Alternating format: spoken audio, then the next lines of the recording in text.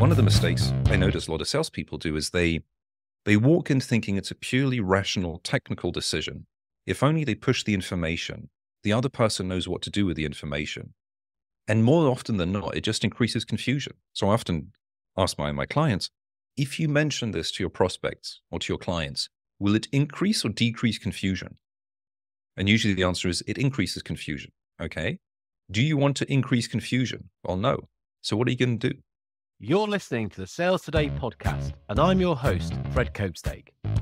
On this podcast, we explore how sales professionals can develop a modern approach to winning business, the application of virtual selling techniques, how to create meaningful business relationships, and much more. Why not take our free collaborative selling scorecard to see how your sales approach suits today's environment? You'll find a link in the show notes. And welcome to this episode of the Sales Today podcast, where I'm delighted to be joined by Frederick Kermisch. Frederick is a sales coach to private bankers. So first up, Frederick, you have to stay as Frederick because I'm Fred. Okay. Yes. Easier. Welcome to the podcast. Thank you very much for having me. Delighted to be here. And there's so much we could talk about how you help people sell in that world. But the bit that I'd be really interested in is something that you just touched on when we were on a panel together. That's when our paths first crossed. And you talked about how you're training the bankers to help people make a decision. Of course, that's what salespeople do. Yep. But it's getting a group consensus, Yes. even though they're selling to high net worth individuals. And Absolutely. at that stage, I leaned forward and was like, well, I'd have thought it is an individual decision here. No. And now it's not at all. So yeah, can you talk us through that then? Absolutely. So private bankers, wealth managers typically work with, high net worth individuals. We talk about individuals, but most of the time these people have a family. They have, a spouse, hopefully, and children, maybe still parents if they're fortunate enough. They also have advisors, people around them. So we often focus on the person sitting in front of us. And it's as though once they walk out of the room, things magically happen behind the scenes. But it's not particularly difficult to think, well, you're going to walk out of this meeting.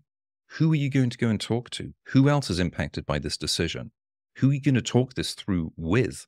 Whose advice are you going to seek? And how can we help the next steps of the conversation go more smoothly?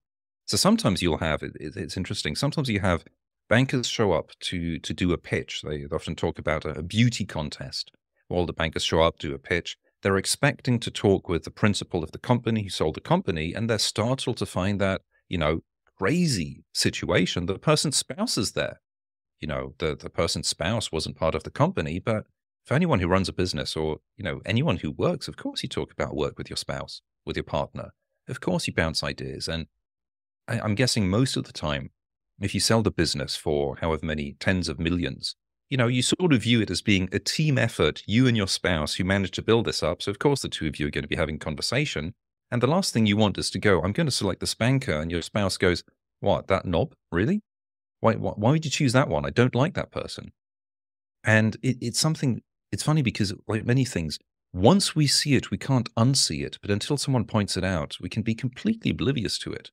So it's happened that bankers go in, they pitch speaking only to the principal. But one of my clients went to pitch to the principal. The spouse was there and spoke to both of them equally. And they decided to work with him. And he asked, afterwards being curious, like, how come you chose me? Because there are many other very good competitors. And they said, well, aside from the fact we liked your offering, you're the only person who spoke to both of us as a team, as equals, who listened to both of us. The others ignored her and only spoke to him. So you can imagine just how that went down, in terms of being disrespectful for the person. And then something that happens really often is that these decisions are not self-evident. It's what cartoonist Scott Adams would call a confusopoly. You can't take offerings between various banks and compare them line for line. So it's a different package every single time. So you can imagine if you're not sure how to make a decision, you're likely to go back to someone who can help you make the decision, a specialist, an advisor who might be a lawyer, a trusted friend, or sometimes a family office, someone running that, who is going to help make the decision. So a mistake I often see bankers do is they push a lot of information, hoping the other person has the keys to filter out what's relevant and irrelevant, but they have to go and check with someone else. Whereas when they basically say, let me help you make the right decision, it makes it significantly easier for the person to say, I understand what I'm doing, so I don't need to go and check the advisor. And sometimes we get into situations where advisors are getting kickbacks from other parties, and they are trying to guide the principal to make the decision that benefits the advisor but doesn't benefit the principal. So all of these situations are really complex, but when we understand them, it's easier to navigate it and avoid shooting ourselves in the foot. And what I found just so interesting, again, what you just said there, is that's the same in the world that I work in. So whether it's people selling trucks, chicken nuggets, chemicals, IT, more people are involved in making that decision than you probably think. They're making those decisions sometimes more emotionally, which is something I think you're going to touch on in a minute. Yes. And our job is to help them with that decision-making process. So, I mean, really, we do exactly the same thing. We're just doing it in slightly different places. Absolutely. The way I view it is that all of us are sort of doing our best to navigate life in the best possible way, and it's not easy. And we're often overloaded with information. We're not sure why we should do something. Generally, the impulse is emotional. After all, if everything was perfectly fine the way it is, we wouldn't be motivated to change. But most of us are addicted to getting upgrades somehow. And we've got the FOMO. We don't like the idea of missing out on an obvious upgrade. If only we change something of something much better. But then the question is, well, is it really better? And usually it's not self-evident. It's a bit of a mixed package. And, like you say, the decision often is emotional because the starting point tends to be some level of frustration somewhere, or disappointment, or worry, or struggle, which is the impulse. And then we often hallucinate why we're trying to do something, and just trying to understand ourselves and how we work. There's a reason why psychotherapy exists, and people do years of psychotherapy to try to untangle, sort of mess, or untangle the way they function to make better decisions. It's not self-evident. And one of the mistakes I notice a lot of salespeople do is they walk in thinking it's a purely rational, technical decision. If only they push the information, the other person knows what to do with the information. And more often than not, it just increases confusion. So I often ask my clients, if you mention this to your prospects or to your clients, will it increase or decrease confusion? And usually the answer is it increases confusion. Okay. Do you want to increase confusion? Well, no. So what are you going to do? And just that metric of, is it increasing or decreasing confusion, frustration, anger, disappointment? Like, what is the result of what you're doing? But of course, if you don't ask the question, we don't think of the answer. But with the question, it's just so easy to anticipate anticipate the obvious. Yeah, because you can be making the situation worse, can't you? It's like, wow, there's so much information out there. I'm struggling to make sense with it. I'll go and speak to an expert. That's what their job is. And they come in and go, right, what you need is more information then. Let me give you tons and tons and tons and tons to show how expert I am and prove my worth. And it's like, that was worse than when I started. Now I'm really in a mess. That's true. And we're hardwired for this. That's what we're taught at school. It's what we're taught by the parents. Show us that you studied a lot for your exams. So you show you studied a lot and you get a good grade because you studied a lot. But that only works with the dynamic when opposite you have someone who's in transaction analysis we talk about, who plays the parent, somebody who's got 100% of access to the information and they know they're right all the time. The issue, of course, that we get when we grow up is we realize those teachers who believe they know everything, they're just humans and sometimes they get things wrong. I'm reminded of actually one teacher who kept me after school when I was probably like 14 or 15. And she was saying, so what do you want to do when you grow up? So I want to be a guitar player. Like, okay, and what do you need to be a guitar player? And I replied, I need a guitar. And she goes, no. This is typical. You get everything wrong. You don't understand. You need to know how to play guitar to be a guitarist. And I ask her, how am I supposed to learn guitar if I don't have a guitar? And she goes, well, that's typical. You're asking the wrong questions. And of course, now as an adult, it's like, those were obviously the right questions. I caught her out playing with this vertical dynamic, whereas this is something also in transaction analysis, the vertical dynamic, you can be the toxic savior, but the right dynamic is to be the champion and the coach who asks, how will you achieve your goal? And let the person figure things out. And for me in sales, it's a big part of it is we help people be the hero of their own story. We help people figure things out. We empower people to be more in control, to be better informed, to own their choices, to uncover blind spots so they make better decisions, so they feel happier. And if we have a relevant product, we should have enough business. If we don't, we have a relevance problem. But most of the time, it's a communication problem. And often it's putting ourselves below the other person, as though there are, a primary school teacher who wants to know he wants us to repeat what they said, as opposed to being a fully functioning adult who's trying to help the other person. Yeah, I see that a lot. Yeah, the wanting to please type behaviors. We wanting Absolutely. to be liked and all that kind of stuff, which is parent child, isn't it? Absolutely, it's complete autopilot. Or that I'm the hero. I'm going to come in and save you because I know how to sort out your mess. Oh my goodness. Yeah, but you see this a hell of a lot in salespeople, don't you? Yes. Coming in on the, on the silver charger and to, sort the situation out. But what you're saying is adult conversation, peer to peer, because you're there to help. Don't overload with information, but put them at the center of this. They're the hero. That's their story. And help them through the struggles and the trials and the tribulations and all the stuff the hero tends to have to go through. To be the hero. Yeah. Absolutely. Otherwise, it's, you can liken it to games. Of course, that's one of the titles of the books, games people play. If one person wants to play Star Wars and be Luke Skywalker, and the other one wants to play Harry Potter and be Harry Potter, then you've got a fight of who's the hero. And of course, everybody wants to be the hero of their own story, the hero of their own journey. When I was trying to figure out how to improve marketing, I bought a whole bunch of books about slideshows and so on. And they kept saying, when you do a slideshow and you give a presentation, you're not Luke Skywalker, you're Yoda. You're not Harry Potter, you're Dumbledore. You're the person who helps the other person thrive. And just that reframe, it was uncommon, was really powerful. And it meant, for example, instead of having slideshows that said, we're very client-centric, now we're going to give you 25 slides about us, and the only person not mentioned in the slideshow is the client. I changed it around of going, we're client-centric. These are the needs clients have, and we've created this fund to address these specific needs. This is how we address them.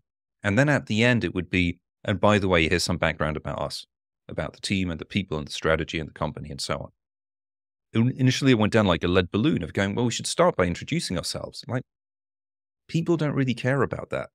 They care more about themselves. So we give the information, but how about we hook with something that's relevant to them? Because otherwise, you walk out of there thinking, that was a great presentation because I felt like I was a superstar, but then you don't make a sale. So what's the goal? Is it to boost what's the primary goal? Is it to boost the ego or is it to generate business? And quite often, the primary goal is to boost the ego as opposed to figure out if we can help someone. So is this something that you have quite a lot of battles with yourself, getting people to essentially turn their presentation the other way around, like talking about the customer first? And then you get all this pushback saying, well, our marketing department don't like us talking that way around. Well, no, of course they don't, because they like talking about themselves. They don't get it. They don't understand what it's like at the sharp end and that person and what they actually care about, which is them, their business, their problems, their struggles. We've got to talk about that. Oh, no, we can't. We're not allowed or don't want to. I find that pretty regular thing I have to get into and sort if I can. I get that quite a bit. But, one of the beauties of private banking is most private bankers have a certain level of freedom to do whatever it takes to make things work out. The issue is if they go hors piste, it can be scary because it feels safe to read a slideshow to someone. It feels safe, but then it doesn't work. So the question is, what do you do instead? So it's something I see really often is, have the managers saying, well, what you're doing isn't working, do something else. And the people go, I'd love to do something else. I don't know what else to do. And if we don't know what else to do, we always revert back to what feels safe. Then again, it's the question, what is the primary goal? Is the primary goal to generate business, or is the primary goal to avoid getting fired by the manager? And very often, the primary goal is to be safe And it's easier to stall with a manager with a suboptimal business versus take some calculated risks and grow the business. But that's switching away from, then it's a matter of switching away from employee mindset of, I want to stay out of trouble, into helping mindset, which is, I have a process, I have a structure, I have a procedure. I can figure out how to do diagnostic. Now, I take the example of, if you go to a dentist, most dentists, hopefully, will ask, how come you're there? They'll do some kind of diagnostic. They'll see what needs to be done. They'll offer one or two alternatives, and then you proceed. They have a process.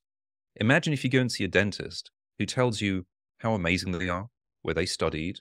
They show to you the amazing machines they have. And you start going, I'm concerned this chap just wants to use his drills on my teeth because he enjoys it a little bit too much. And he hasn't even bothered to do a diagnostic. And he starts saying, if we need to pull out all of your teeth and replace them, I've got exactly what it takes. I'd be out of there really quickly because they made it all about themselves. So I like using this dentist mindset. The dentist knows there are enough people walking through the door that they can turn away people who don't need help. And it's a good idea to do so. If you walk in, you don't need anything, congratulations. Excellent. Pleased for you. Keep up the good brushing and flossing, and you're good. That's good news. That should be the situation we're in. Yeah, the prescription without diagnosis is malpractice. Right? Yes, I love. Oh, very good. Taking it right, that full dentist story, and I've now got this picture of this kind of dentist. Oh, I've got all this stuff. I've got new drills. I'm out of here, mate. Exactly. I'm reminded of you might remember Blackadder II, when he falls in love with the manservant Bob, who's actually Kate but disguised as a boy, and he decides to go to see one of the doctors, who prescribes a bunch of leeches, to cure him from being attracted to boys. And he goes, aren't you the owner of the biggest leech farm in Europe? And he goes, well, that's just a coincidence. No, it is. Oh, it's superb. But you said something else there as well, which was that this employee mindset and staying out of trouble, which is, again, it's always back to that parent-child thing. Well, it is. It's back to the parent-child thing. Absolutely. I've got to be a well-behaved little corporate citizen. Yes. Now, aren't we saying to salespeople that, sometimes you've got to go and agitate. You've got to disrupt a little bit. You've got to give people a bit of a nudge, challenge them. That is part of your job. Because if you're not really going to help people to think, because they will quite happily stay in status quo and what they've normally done, and we'll all just kind of go along doing exactly as we did before. Nothing's happened. So you've got to go in and kind of be a bit disruptive. So I'd framed that slightly differently, and it's the same idea. It goes along the lines of most of us tell ourselves lies. So we lie to ourselves about various things. And one of the things we lie to ourselves about is, I want to make changes. Because of course, if you just go, I'm happy with the status quo, I'm stressed, I'm undercompensated, I bring the stress home, it impacts the family, it impacts my health, I'm going to live a shorter life than necessary, I'm going to be less wealthy than necessary, I'm going to leave a lot of people without my help, who I could be helping, but I'm comfortable because I've got coping mechanisms that I enjoy, the drinking, the social media, the shopping, the gambling, the complaining, all of those things, coping mechanisms. The idea here is, if somebody is content with a life of misery, that's fine, but don't ask me to play along with your lie. So if you want to deceive yourself, that's fine. I won't play along. So if you come and see me, I'm not going to play along with the lie. If your current situation is working out for you, I'm going to check that it's working out and make sure you make an informed decision. Otherwise, I'm not doing you a favor. So part of the employee mindset is thinking, well, I shouldn't, I'll assume other people have got 100% of everything figured out. But that's akin to someone saying, I've got this massive tooth pain. I'm assuming that whiskey is going to cure the pain because it sort of works. And you're a dentist saying, well, that's not only going to be bad for your liver and bad for your wallet, but it's going to guarantee that your tooth is going to get bad. We're going to have to pull it out. So I'm checking that you understand, if we don't do this now we can, sort of fix it. If we don't do it now, things will get worse. I want to make sure you're making an informed decision to not do something now. And you're okay with it. So you don't come back to me and say, why didn't you tell me? If you come and see me, we're already establishing a diagnostic. And I'm not going to participate in your deception, in your lie. It's more comfortable for me to do that, but I'm not doing you a favor. In the same way, you go into your dentist, the dentist doesn't want to bother you and thinks, well, clearly he doesn't like flossing. So why would I say anything? That's malpractice. So part of the thing, the thing here to switch the mindset is, so you imagine the two people, imagine a spotlight. Most of the time when the employee mindset, we feel the spotlight is on us. We need to please the manager. We go and pitch to people. We hope they like us. We hope we do things okay. We hope we don't get into trouble. That's one thing. The other one, if we switch the spotlight onto the other person, we pay attention to them. We look after them. We're concerned for them. If they don't need us, it's fine. So I sometimes take the example, if you see some mega rich celebrity, I like taking Elon Musk, walk down the street, it's tough to go up to him, tap him on the shoulder and say, hi, Elon, I've got nothing to say to you. I just wanted to say hi. But if you see him drop his wallet, of course you run up to him and say, excuse me, Mr. Musk, you dropped your wallet. You know, if we can do someone a favor, we're hardwired to want to do people favors. So to me, one of the keys for selling is, how do you transform the diagnostic, the discovery process into doing people favors step by step, so that if you don't offer it, you feel guilty. And if you do offer it, they can turn it away, but at least you offered it. And that could be, if you're a dentist and you notice someone is making strange faces and it looks like they might have a toothache, you know, in your cocktail party, you don't say, open your mouth, let me check your mouth. You go, I've noticed you're doing this. It might be nothing, but it might be that you got something with one of your teeth. If you'd like, we can come and have a diagnostic and we'll check just to be on the safe side. It's a bit like, and this is the thing about checking, it's so powerful. If you get into your car and someone says, would you like me to check the brakes before you drive off? You probably say, yes. Because now all of a sudden you get nervous. Yeah, we might as well check. You know, what's the downside? Takes a minute, happy to check. And to me, I think a big part of the selling is, let's check the no misunderstandings. And so our job as the salesperson is, so I always think, I like spotlight analogy, but I think more about shining the light on the issue. And so it's knowing what issues people might be having, shining the light on that, and turning up and saying, hey, look, there's this stuff going on and we should be perhaps just checking this. And if they say, no, I don't want to check it, it's like, well, okay, can't lead a horse to water, make it drink. But if you go, do you think so? Yeah, this is happening in your world. Oh, let's have a look at it then. And then we get that conversation going. Then we're adding value in helping them think. And then they're making that informed decision, which is at the heart of ethical selling. Absolutely. Yeah. I think the only difference between shining a light on them and the spotlight is if we shine the light on them, we can get the symptom of what's happening behind. Yeah. So it could be something like, this is happening in your industry. If this is impacting you, these would be the symptoms you would be seeing. Yeah. If you're seeing none of the symptoms, it probably isn't impacting you. And, you know, then the key is to figure out what the typical symptoms are. And then we can check if it's really a significant impact or just something minor. That's a different conversation. Yeah. So they can call it out. You call it out. They can recognize that and go, yeah, it is actually. Yes. You might well be worth talking to you then, because you seem to get my world. The conversation progresses. You bring more of the insight because you've done your prep and you do get their world. And that puts them into a very comfy place, doesn't it? The relationship, we talk about relationship building and the rest of it, that's actually going to really do no end of good, because they will relax into the conversation thinking, yeah, you get me. Yes, exactly. And it moves the conversation away from the technical side to the more human side. And that makes a world of difference. You know, no business owner has woken up thinking, my team needs more sales training because it's going to improve results. It's more they wake up and they think, I'm getting frustrated because I'm assuming the results should be higher than they are. And I can't understand why they're not. I've tried different things. Nothing's worked. I'm struggling with this. And I'm worried that we might be losing salespeople. I'm worried that we might be delivering less than we could be delivering. And, you know, I'm disappointed some people, I might have to let people go, and they're good people. And logically, they should be doing better, but they're not.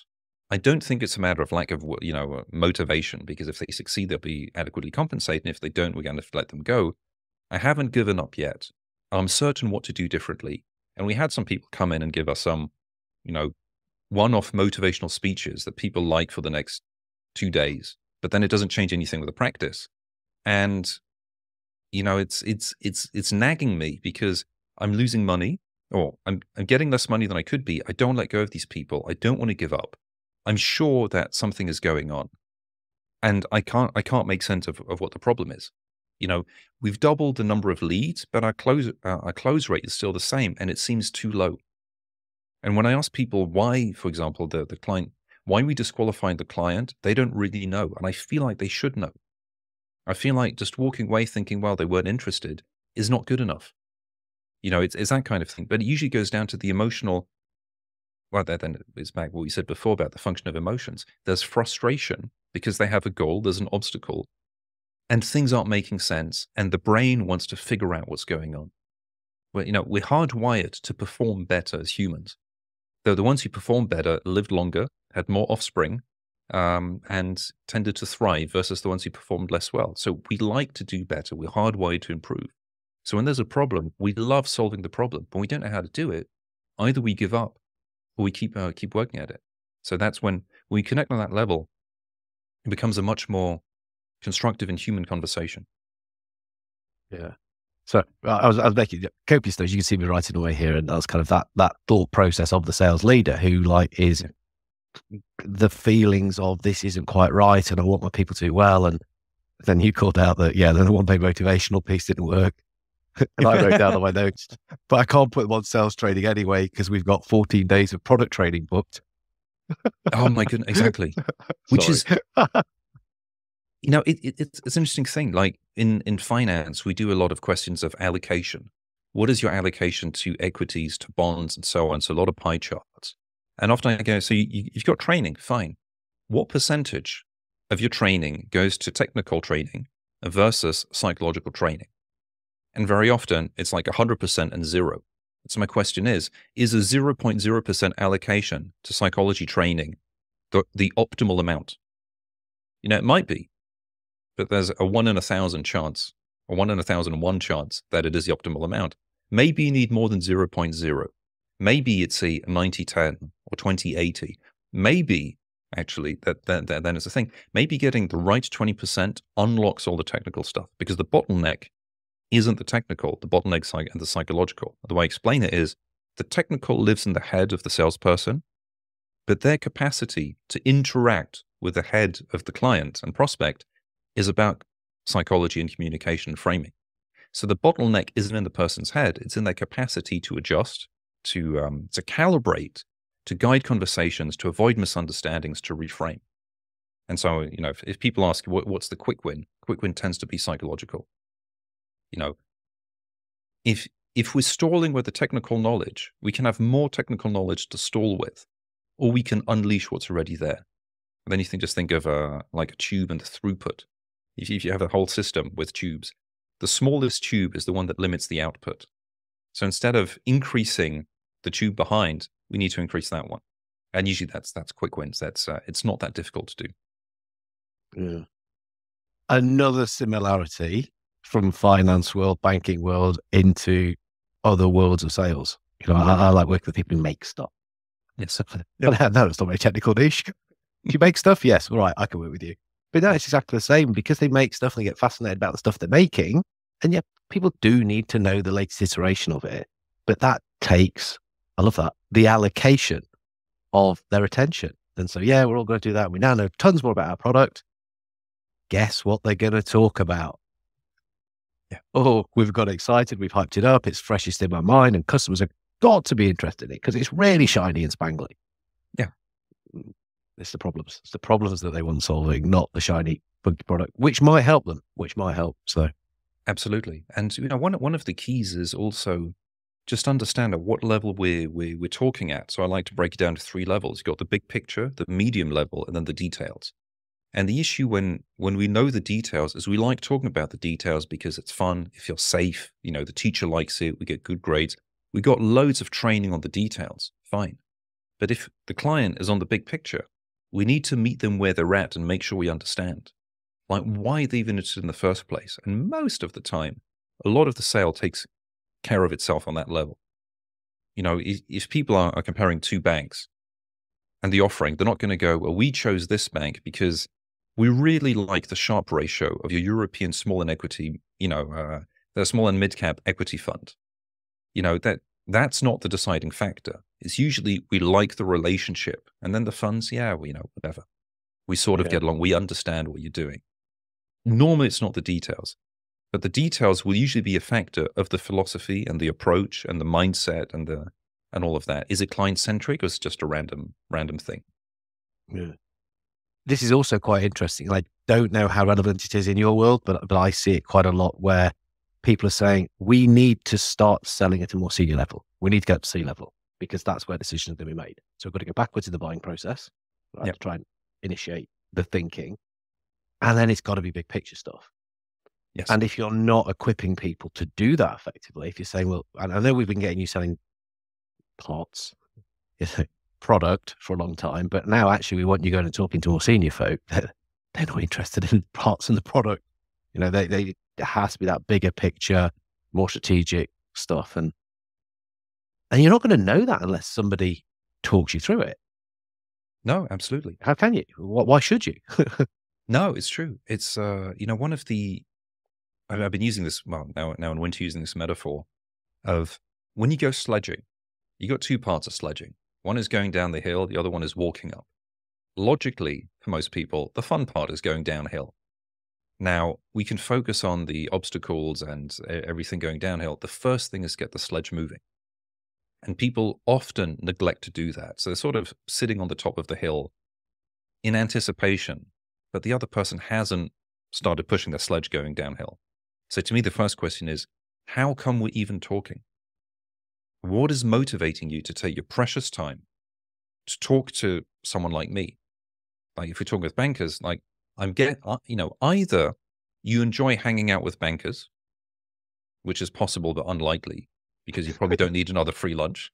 It might be that, or something's bothering you. So what is it? How come we're engaging this conversation? And this is, I'm reminded of, so FBI hostage negotiator Chris Voss, who does a lot of negotiation training. He was talking about one of his clients who worked with one of the cloud, I don't remember if it was, anyway, one of the cloud-based solutions, who ended up doing the cloud solution for iCloud. And they were getting lost in details and negotiations on the price per terabyte and everything. And at one point he said, okay, just stop. Remind me, what's the most important thing for you? And they said security. Okay. Are you satisfied with what we're offering you? Yes. Okay. So what are we doing here? And they took a pause. They go, no, you're right. We're just negotiating for the sake of negotiating. Okay. Let's figure out a price that works for you. Because right now, if we go along with your proposal, we'll have to pull out because we're going to lose money. We can't do that. Doesn't make sense for us. We'd rather have no deal than a bad deal. And so the Apple agreed because all of a sudden it's like, do you want to have security or do you want to save a bit of money? What is your primary goal? And the primary goal is we give clients something that works so we don't destroy trust. Is that more important than saving a bit of money in the short term? Yeah, it should be. If it isn't, you got your priorities wrong. Oh, I love that. I love that. And I love the get the sledge moving analogy. Because you're in Switzerland at the moment, aren't you? As we're recording exactly. This. Yeah. Yes. So this afternoon, what are you doing?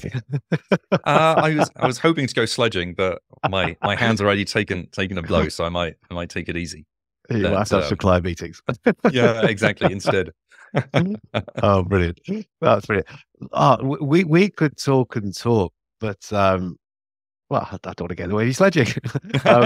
No, it's so cool. Thank you for taking time to join and share some of your thinking there. The similarities. I mean, sales is sales at the end of the day, isn't it? And we can get all excited and precious about it, but the core stuff at the center, it maps across different worlds. It's very cool. Absolutely. I think one of the key differences with wealth management is that we're dealing with people's private wealth, which impacts, of course, the spouse, the family, but the private wealth also unconsciously is what is given to the next generations. So we're going very much into, it's not just what am I doing with my bank account? It is, what am I doing for my DNA? What am I doing for my lineage? We are the descendants of everyone who came before us.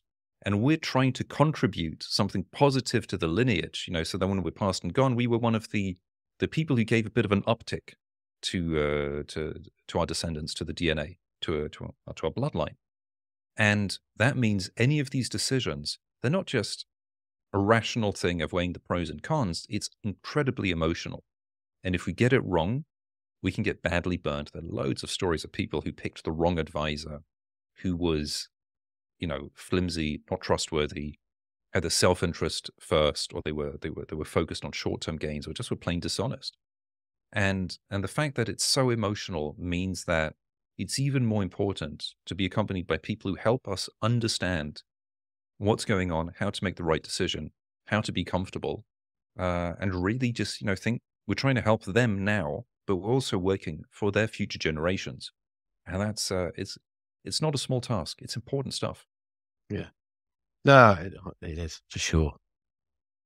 Where can people get in touch with you if they've heard this and they think, oh, I want to take this conversation a little bit further? Absolutely. LinkedIn's a great place to do that. So if you look me up, Frederick Kermisch on LinkedIn, I usually try to post on a regular basis, easy to send me a direct message.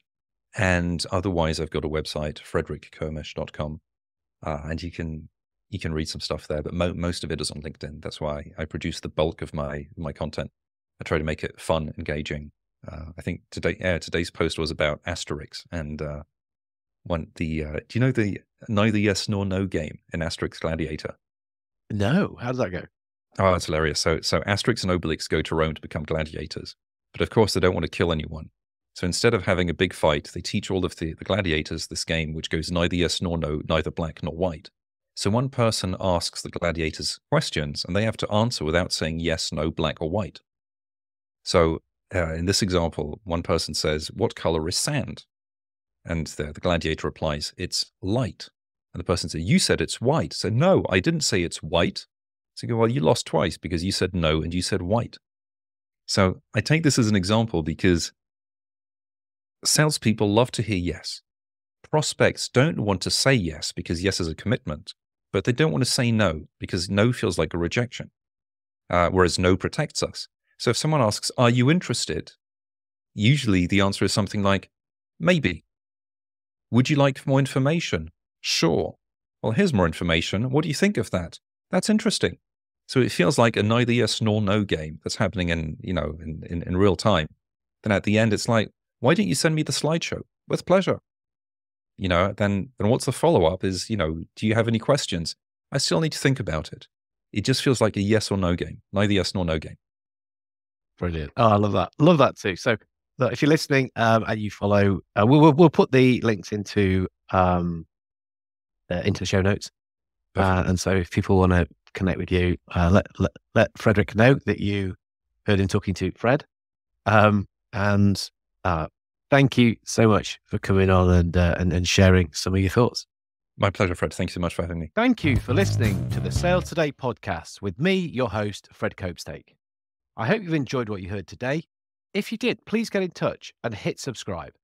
And remember, you can take the Collaborative Selling Scorecard for free to check out how your sales approach works in today's environment. You'll find it in the show notes.